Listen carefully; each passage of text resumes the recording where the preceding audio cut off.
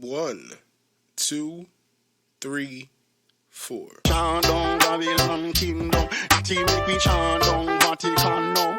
Bang bang bang, chant down Babylon kingdom, that he make me chant down Vatican now. Chant down Babylon kingdom, that he make me chant down Vatican now. Bang bang bang, chant down Babylon kingdom, that he make me chant down Vatican now. What up, y'all? It's the Babylon 5 podcast. It's your boy, Jermaine Event. How are you guys doing? Hope your week has been phenomenal. And I hope this next week is even better than the last. Ladies and gentlemen, this is the Babylon 5 podcast, episode 131. And if I had to name it, calling this bad boy Lion in the Doghouse. Yes, Lion in the Doghouse. Episode 131, not 31. Episode of 131, ladies and gentlemen. We will be talking. We'll be talking about part 1 of the Kanye West Trilogy docu-series on Netflix. Part 1 came out. Brought to my attention. We're gonna babble about UFC Vegas 48, ladies and gentlemen. We're gonna babble about that a little bit. And we're gonna babble about UFC Vegas 49. This upcoming card, UFC Vegas 49. We're gonna babble about that. Might be a pretty short episode this week. But who knows? Every time I feel that way, those are usually the longer ones, but I'm not necessarily against this being a shorter episode. I mean, I don't know. It doesn't have to be necessarily an hour. I usually try to aim for about 60 minutes. That's why, like, at the start of this year, like, that episode, I was just babbling about nonsense. Because I put in the script, like, fucking, what was it, General Babble or some shit like that, or, I forget what the phrase I used, the phrasing, but, or, like, General Jargon, or just random, I forget what I used, what was the fucking phrasing, whatever, but that's part of the whole me trying to hit that 60-minute mark, which doesn't mean anything, you know. That's just something meant that I just decided on. In my head, I was like, it sounds good to at least go an hour. You know what I'm saying? Like, that just sounds good. So, like, I was down for that. But that's why I'm saying this might be a shorter episode. If y'all are like, Jerm, I need that 60 at least to get me through my day, well, I'm sorry. Well, I'm not sorry. There's other episodes. Go back. Listen to some other episodes. Maybe you missed one. There's lots of Jerm. This is episode 131. And you're here to get the whole damn main. Alright? You're here to get the whole damn main. Yeah. If you guys want to follow this podcast on Instagram and Twitter, it's at Babylon5Pod. You can follow my personal accounts at My Name's Jermaine. You can email this podcast at Babylon5Podcast@gmail.com. You could hit that like button anywhere you're listening to this podcast. You know, do whatever you can to let the services know that you love the Babylon 5 podcast, so they can push the Babylon 5 they can suggest the Babylon 5 podcast to, you know, all you guys, to everyone, to everyone, like-minded individuals, you know what I'm saying? So do what you guys can to help grow the audience, the society, the community that is the Babylon 5 podcast, ladies and gentlemen. If you guys are on Twitch, go ahead and follow me at twitch.tv/Babylon5. If you guys Want to cop some merchandise? Go to teespring.com/store/BOFpod-shop. And lastly, head on over to patreon.com/Babylon5pod to be my patron today for just $1. Just $1 today. Yo, but in all honesty, I haven't uploaded the episodes there in a little bit. But whatever. It doesn't matter at this point. Does not matter. What does matter right now, man, Kanye West, as I said, I think it was last week, I believe, is we just got this man back with Donda, and now he's going all the way off the rails. And I feel like they've been teasing this fucking documentary for years. I feel like they've been teasing this documentary for years. And this Netflix docuseries or whatever, it's called the Genius Trilogy. They just released the first part of it. This guy named Cootie, personality, I believe, from New York or some shit.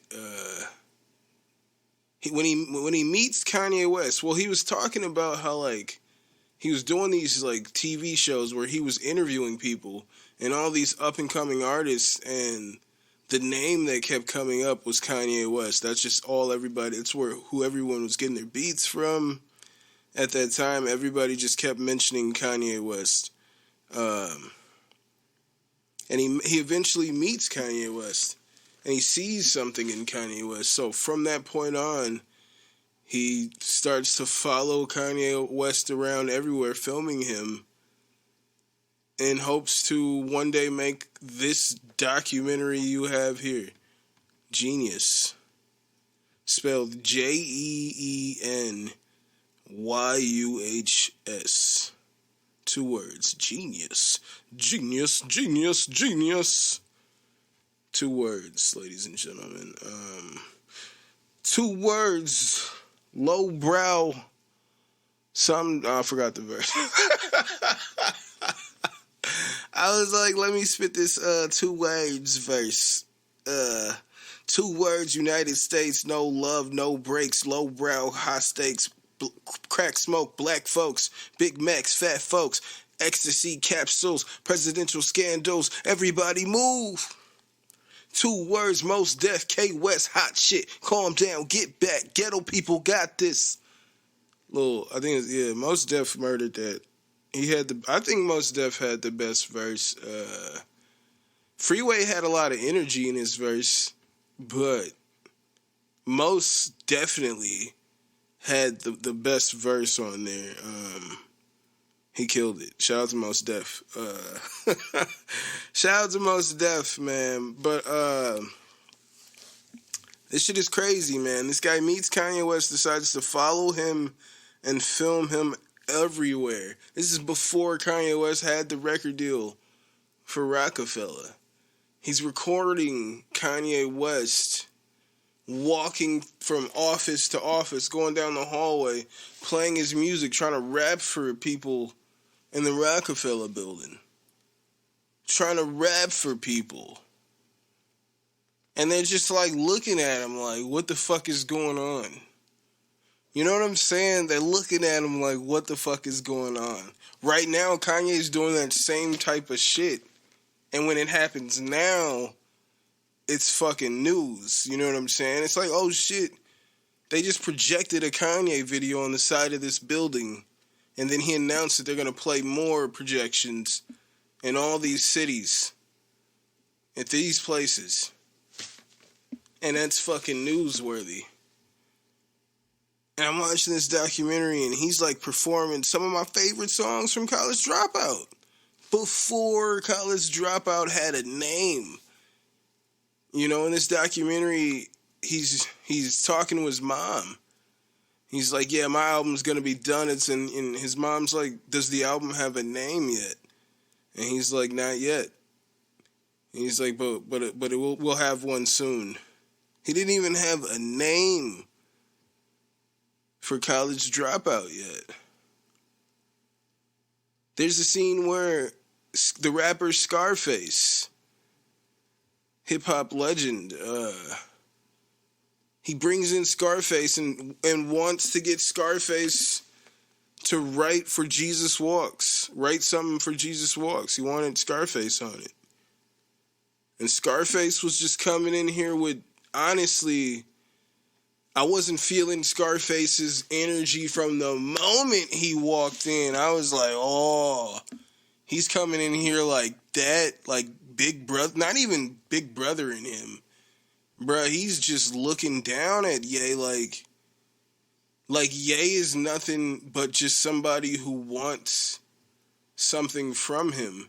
And essentially, I guess that's what Ye was in that situation, but like, not every situation, like, you feel like you can't get anything out of that. I mean, I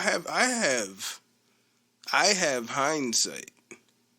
You know what I'm saying? I have hindsight to know that the first time I ever heard Jesus Walks, I fucking put that shit on repeat.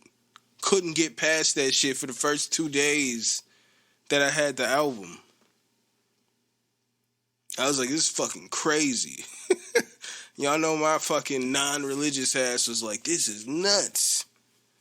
This is nuts. I loved that song. And I'm watching Scarface just with this, he just walked in, even before he played him some shit. His whole vibe when he got to the studio was like, I'ma just come through because I said I would type energy. But nigga, don't ask for nothing here. I'm here and don't ask for nothing else. You know how the black moms, you know, everyone, you know how your black mom, your little kid, you're asking for something, and they're like, here, take this, and don't ask for anything else. That's what this situation is. All right? That's what that was when Scarface came to the studio. I'm here, all right, because I said I would. Don't ask for anything else. He gave Scarface both Jesus Walks and Family Business. He was like, yo, I only got one verse. You can get on the second verse for Family Business.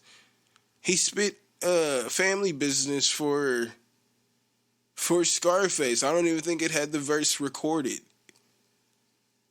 And Scarface was like incredible. But like his whole vibe was, I'm not doing shit for this nigga. That was his whole vibe. And I felt it right when they put this nigga on camera. Right when he showed up at the studio, I was like, yo, this nigga's energy is off. I would have been like, yo, I'm good on this whole session. I'm good on it. I mean, fuck.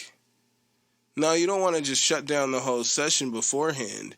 But then when he was talking to Ye, he was kind of like, to me, like, kind of just like, Ye has a retainer, and he took his retainer out, and he's like, you don't put that here. You don't put that stuff up here. Mind you, he's in Ye's studio. And he's like, you don't put that up here. And Ye's just like smiling at him like, nigga, please. You're in my fucking studio. I was not feeling Scarface's energy at all. I'm watching this documentary like these niggas did it to Ye. He's sitting here throwing you niggas lobs. Alright? Throwing these niggas lobs. And these motherfuckers are sitting here like, nah, I'm good on that, bruh. Man, he's playing these niggas. All falls down. And niggas just don't care. These are tracks I go back to. At this point, I was like, damn, I've been listening to Ye for like the past 18 years at least. You know, I go back to that album. 18, 19 years at this point. Whenever it was the first time I heard Slow Jams, I was at least 14, if not 13. Well, I'll say I was 14 at that point. I'll just assume I was 14.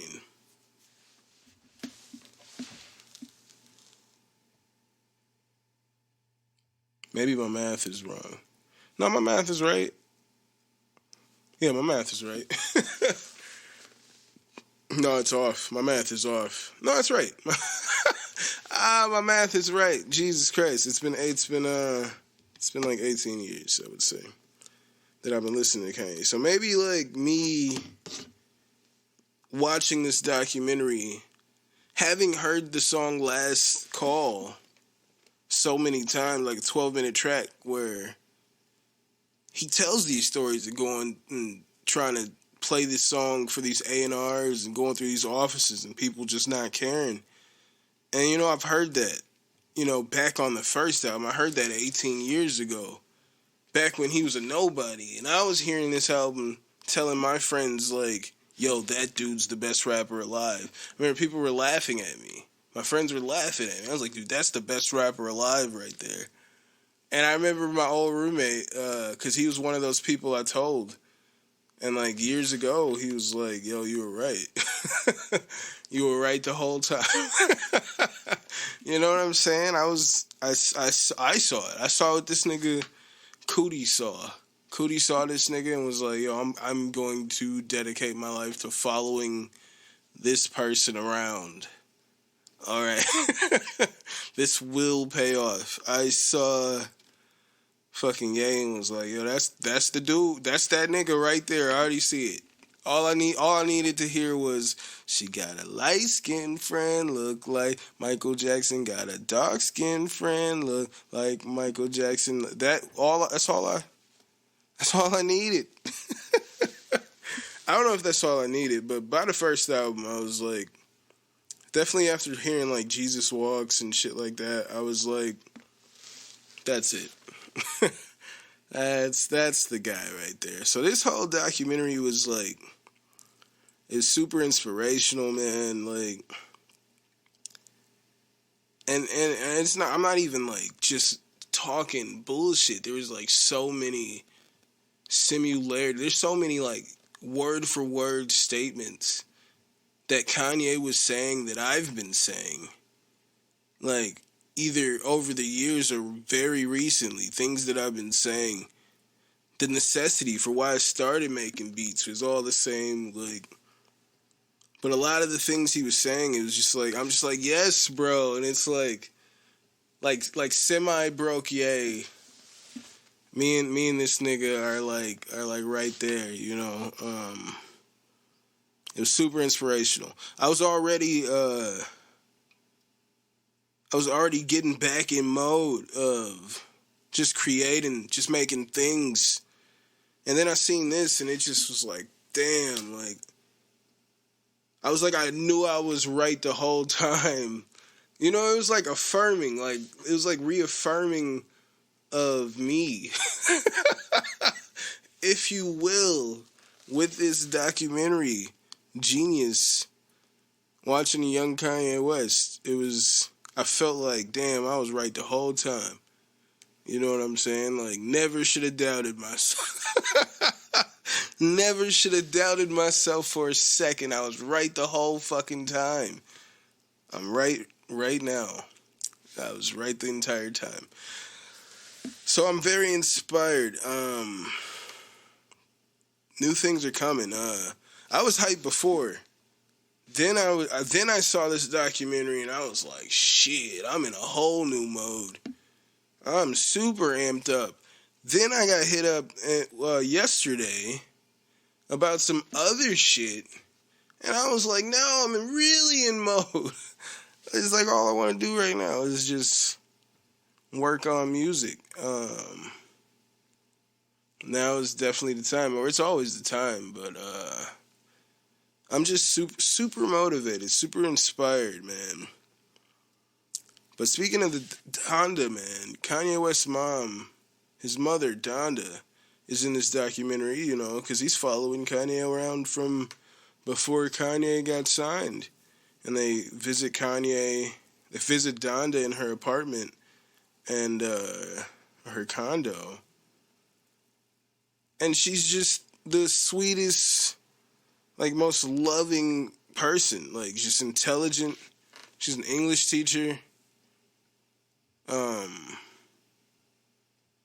The story of Kanye is, there's these, like, local DJs on the scene.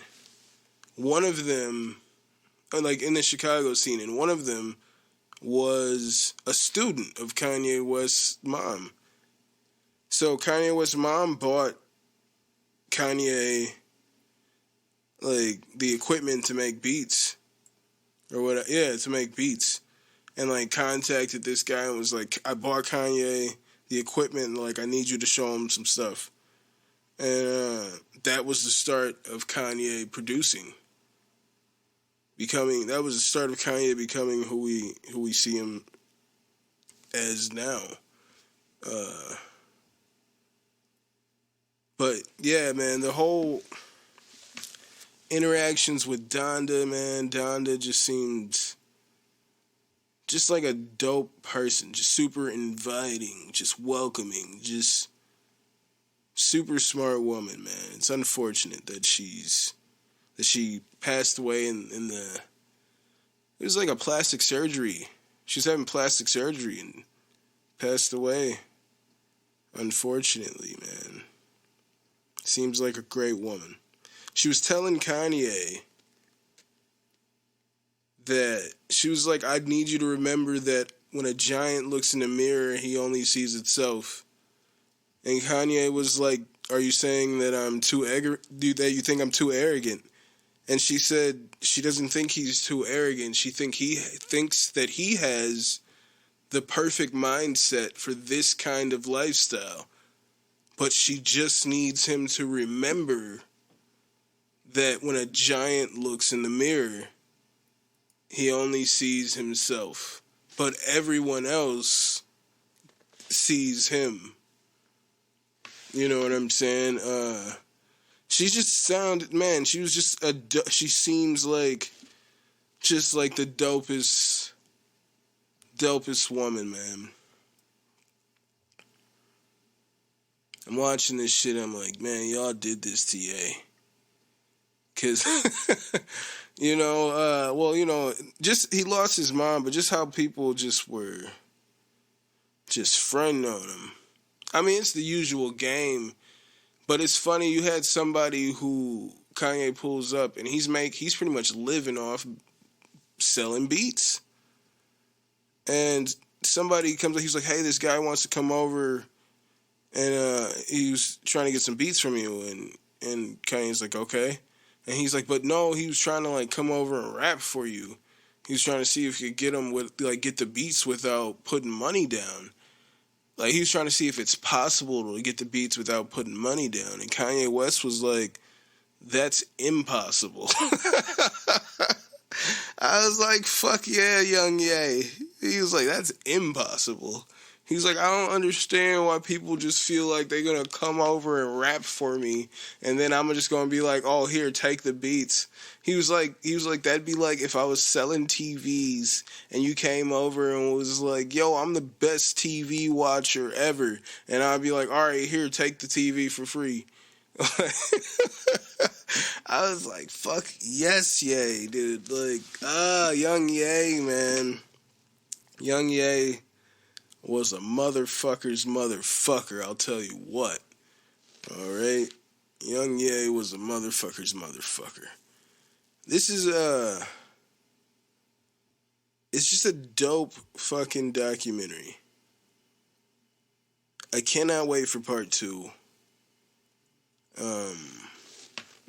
They put out the dates, I'm not sure when.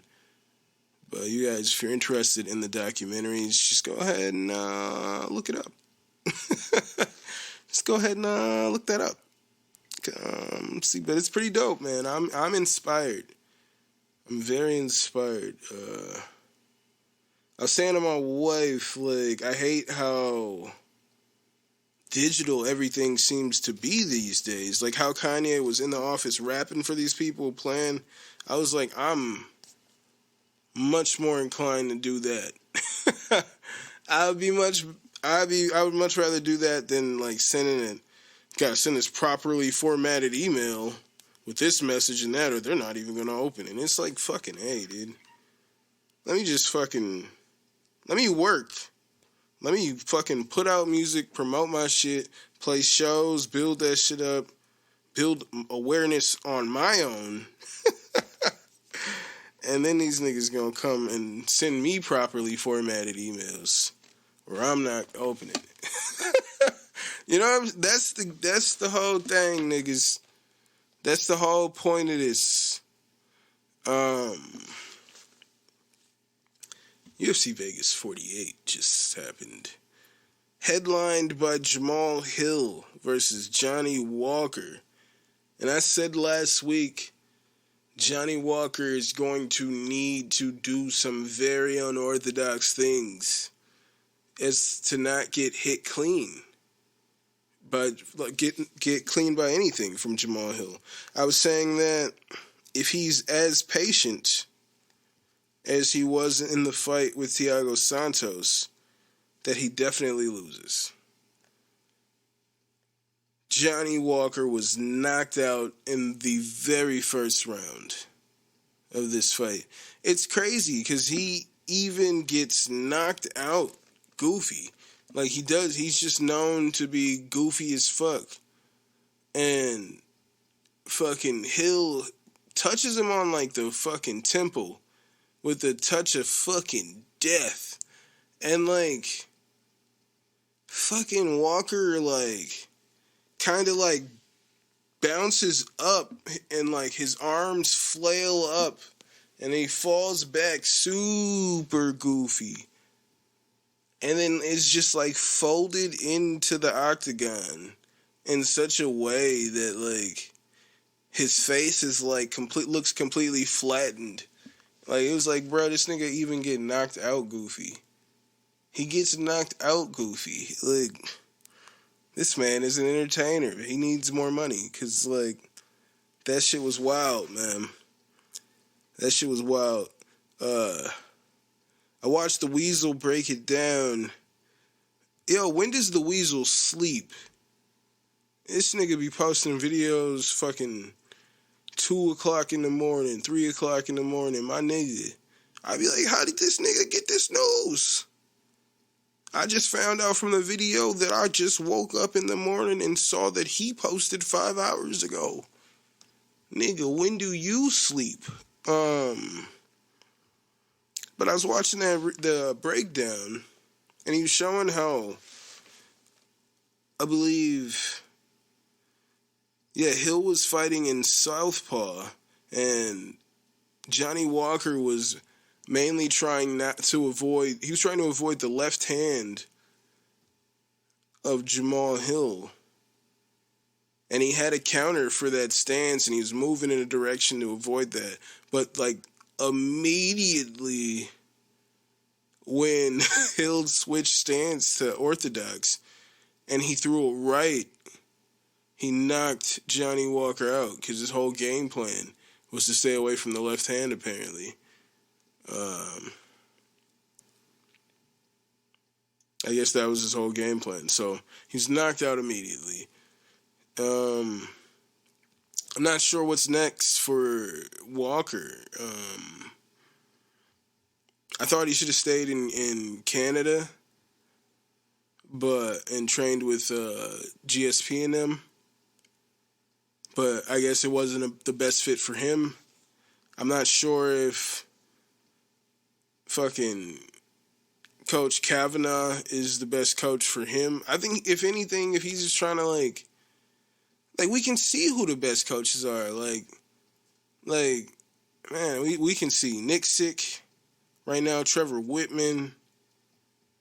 Like, we can see who the fucking real innovative coaches are. The people who are fucking taking fighters to another level. We see it. Go train with Henry Cejudo. We see it. We see the fighters who are being elevated.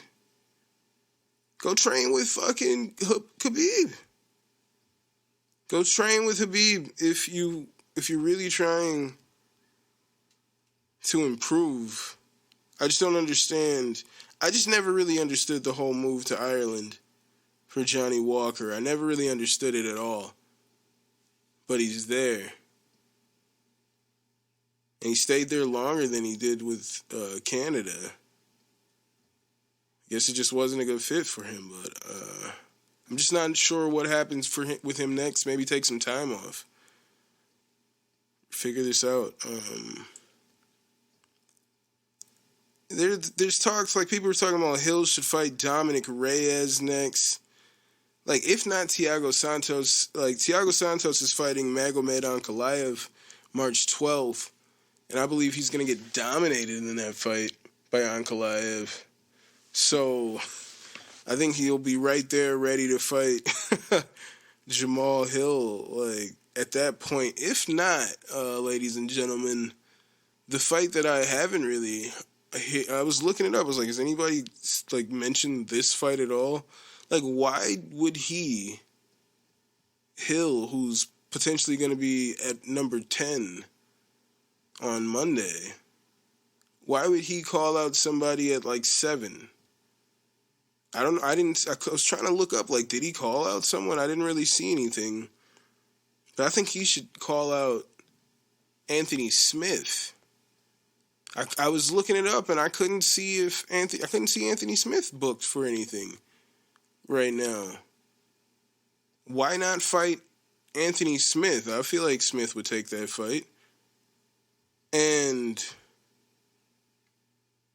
I feel like if anybody has proven to have a fucking chin, it's Anthony Smith. And if anybody's prone to show these real improvements lately, I'd say Anthony Smith has looked a lot better lately. I think that's a really good fight right there. I think that's the fight to make. If you're Jamal Hill and you fight and you beat Anthony Smith next, call for a title shot after that. I feel like you're right there in position for a title shot if you beat Anthony Smith. And if you're Anthony Smith and you beat this other upcoming young prospect who just knocked out Johnny Walker, you call for a title shot next.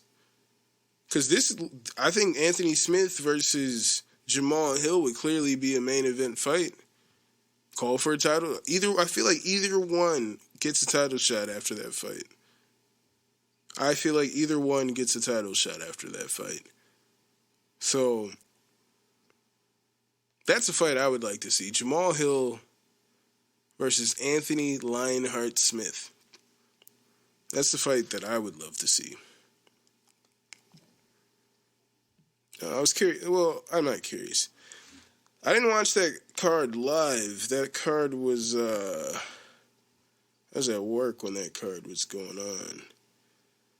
Did go back and try to watch some things. But shout out to Kyle Dawkins, who submitted Jamie Pickett with 1 second left in the very first round.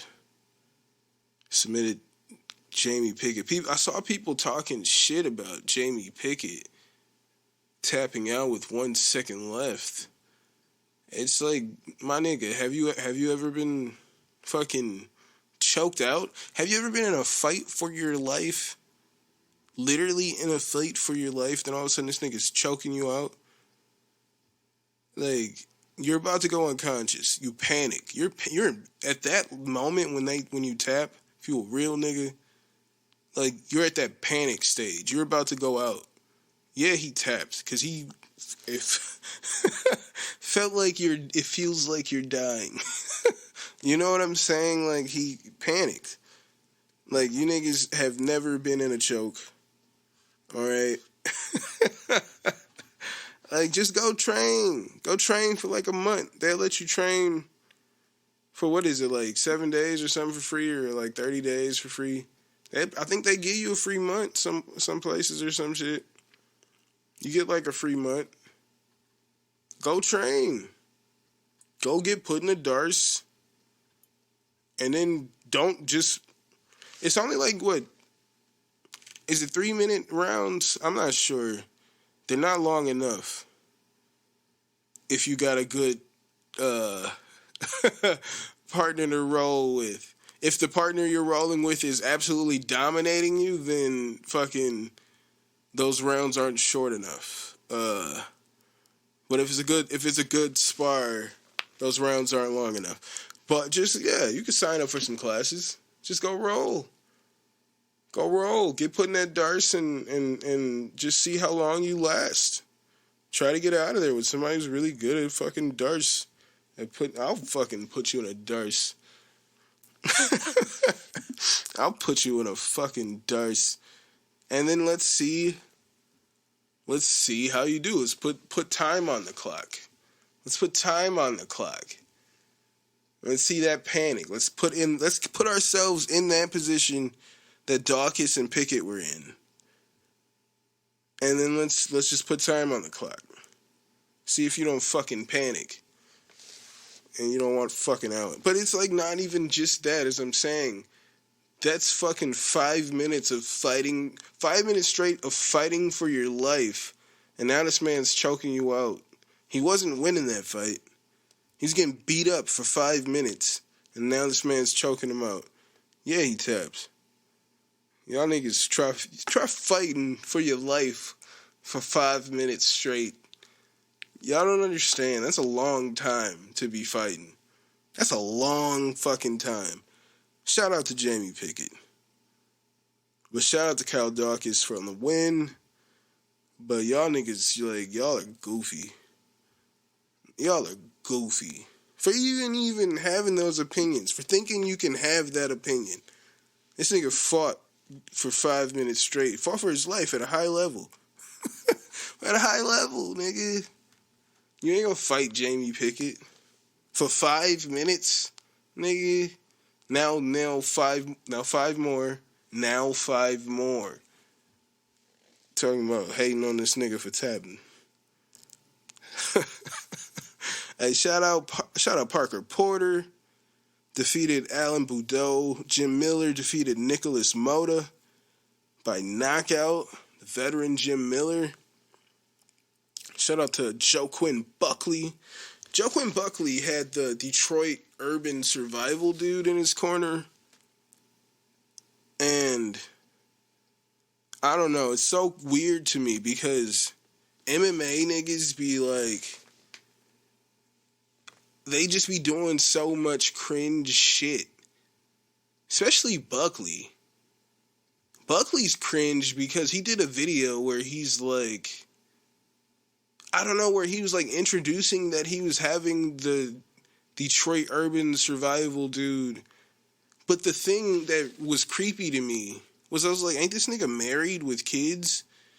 And he was having scenes where like, oh, there's a girl with a big butt or something like that. And it's like, dude, you're putting this in the video. And he's like, oh, got distracted by that. That wasn't a good idea. And it's like all these different things where it was like, dude, aren't you like married with children? Like, that was weird, Buckley. That was a weird promo video. If that wasn't your choice of words or actions, I feel like you should have been like, nah, bro, we ain't doing it like that. Shout out to David Onama, who knocked out Gabriel Benitez. You know, I was watching that fight, and Benitez was looking pretty good, and I was thinking, like, dude, Onama, like, blitzed that other guy, really put it on him with these quick-ass hands, and, like, Onama wasn't really pulling the trigger like that at first. I was like, dude, was, like, the competition just that low, or, like, what's the difference here? Like, he doesn't look that fast in here. Then he did it. Fucking fast hands came out in a flurry. Fucking knocked Benitez out, man. It was fucking pretty fucking cool. Shout out to David Onama. I did see that fight. I took a break at work to watch that fight. Shout out to Stephanie Egger, who defeated Jessica Rose Clark. You know, there's some good fights all over, all right? There's some good fights all over this card. Shout out to everybody who competed. And in this upcoming card here, we have UFC Vegas 49.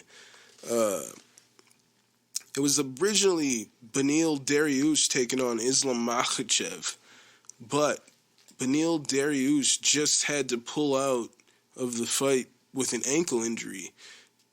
ESPN's Brett Okamoto apparently was there. He was like in the room. He was at the gym watching them train, apparently. And they're saying Dariush's toe got caught in the mats. And like he was training with somebody, the person was going for a takedown, and his toe got caught in the mat, and then the person's weight came down on his leg, and they like twisted his ankle up. So it was just like a freak accident. And Okamoto just happened to be there. So now the main event we get is my nigga Bobby Green stepping in on 10 days' notice after just having fought at UFC 271. Just defeated Nasruddin Imavov. Is that his name? Oh, no, Nasrat Hakparas. Sorry about that. He did not fight Imavov. Imavov is a 185. Sorry about that. Just defeated Nasrat Hakparas. And at UFC 271, and now on 10 days' notice, he will step in to fight Islam Makhachev. I wanted to say, like, I think this is probably the toughest challenge for Islam Makhachev. But then all of a sudden, boom, Dan Hooker just popped in my head. Am I saying Bobby Green is better than Bobby Hooker? I don't know. I don't know that yet. I know that Dan Hooker was like ranked number 5 or some shit at the time. I know he's been ranked pretty high at lightweight. I know he's a pretty decent fighter. He had a pretty good fighter with Poirier. With Dustin Poirier. I ain't seen no Nate Diaz. Where's Nate? Nate said he's ready to fight anybody, 155 or 170. Where's Nate? They should have brought Nate. So, I don't know, but, clearly in the boxing, you want to say that Bobby Green is the better striker. Islam Makhachev has been knocked out before in the UFC. Man, I don't know. I would love to see Bobby Green ruin this so-called foregone conclusion that Islam is just going to run through everybody and take the lightweight championship.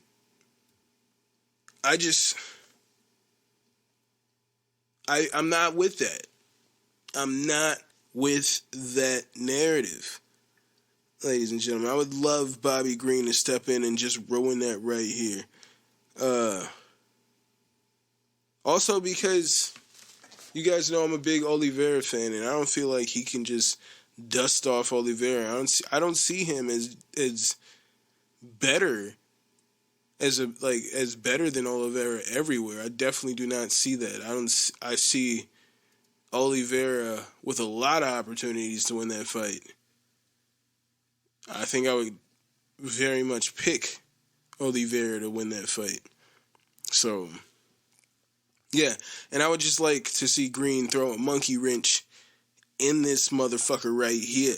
So, I am going with my boy Bobby Green to defeat Islam Makhachev in the main event catchweight fight. I think they're fighting at 160. Because you got Bobby Green stepping in on 10 days' notice, man. This should be a good fucking fight. It should be a really good fight. I can't wait to see it. Yeah, I'm pretty hyped for that one. That's going to be a good fight. I said last week, I can't wait to see Bobby Green's next fight. And I was saying, like, oh, maybe he'll fight RDA. Who knows what'll happen. Me saying that I figured Bobby would step in on short notice for some fight. And then, boom, steps in to fight Islam Makhachev. I think, yeah, this is a better opportunity than fighting RDA. He wins this fight, and he's in the top 10, right there ready for a title shot. Like, I would love to see if he wins this fight. Bobby Green wins this fight. Next fight for Bobby Green is Conor McGregor. That's the fight I would love to see, is Bobby Green versus Conor McGregor. If Bobby Green beats Islam Makhachev, he has to call out Conor McGregor next, man. That's the fight that I ultimately would love to see if Bobby Green can get the job done. Also, another fight that I'm very excited for on this card is Armin Surukian versus Joel Alvarez. As you guys know, I'm a huge Armin Surukian fan. Very high on Armin Surukian on the Babylon 5 podcast. And I think Joel Alvarez is a really good fighter. I think this is probably the highest level of competition that Alvarez has ever fought. And I think Alvarez is probably the second toughest fight for Armin Surukian after Islam Makhachev. Surukian has fought Islam Makhachev. Makhachev's finishing everybody. He could not finish Armin Surukian. Armin Surukian was able to defend all the submissions, and he was able to just to defend himself. I mean, he was on the defensive for most of it, but he gave a good account of himself, you know. He's just good everywhere. He's not really known to be like a finisher, but I think he's going to be better than Joel Alvarez everywhere in this one. Yeah, and he's setting himself up for some pretty big things in 2022 if we can get some frequency, or maybe if that's the word I'm trying to say. I don't think so. He just doesn't fight too frequently, is what I'm saying here. I think Armin probably fights like once a year, if not maybe twice. Some fighters will give you about 3 a year. If Armin was giving me 3 a year, he'd be in the top 5 right now, I believe. He'd be right around the top 5. So I'm going Armin in this one to defeat Joel Alvarez, but I think this is going to be... No, I don't know if it's going to be fight of the night. I'm not sure. Bobby Green versus Islam Makhachev could be fight of the night, but that also could be a one-sided drubbing. Because did we not see what Islam just did to Dan Hooker? Is him fighting Bobby Green right now not a step down? Like a huge step down? No, y'all know I love Bobby Green, but I'm saying a step down from what was Dan Hooker ranked at that time? Wasn't he in the top 10? I feel like he was 6 or some shit, 6 or 7 at the time. And he just got dominated. Hooker got dominated. And they've never shown me that angle, but I heard it when I was watching it live. Like, there's a fucking scream. Like somebody's dying. And that's when Makhachev is twisting that arm back. That's when he's twisting that arm back. Is when I'm pretty sure Hooker lets out a fucking blood-curdling scream. So, like, is this a huge step down for Makhachev to be fighting Bobby Green? If you think about what he just did to ranked Dan Hooker. I don't know. We're going to find out. We're going to find out, but I hope Bobby Green just shoulder rolls that motherfucker to oblivion, if he can. If you guys want to follow this podcast on Instagram and Twitter, it's at Babylon5Pod. You can follow my personal account at My Name's Jermaine. You can email this podcast at Babylon5Podcast@gmail.com. You guys should hit like wherever you're listening to this podcast. I thank you very much. If you guys are on Twitch, go ahead and follow this podcast at twitch.tv/Babylon5. If you guys want to cop some merchandise, go to teespring.com/store/BOFpod-shop. And lastly, go to patreon.com/Babylon5pod to be my patron. I said this was going to be a short episode, but it's basically a normal length episode. I was like, I didn't write too much with the topics here, but I guess that's all I needed, you know. I guess that's all I needed, ladies and gentlemen. And so I guess that's all you needed. Yeah. Hope it was as good for you as it was for me. Thank you guys so much for being here. I'll see you guys next week. I hope your week is phenomenal. Hope you guys are taking care of yourselves and each other. And I'll see you when I see you. I'll holla. Chant down Babylon kingdom, Natty make we chant down Vatican now. Bang the ling bling, chant down Babylon kingdom, Natty make we chant down Vatican now. Chant down Babylon kingdom, Natty make we chant down Vatican now. Bang the ling bling, chant down Babylon kingdom, Natty make we chant down Vatican now.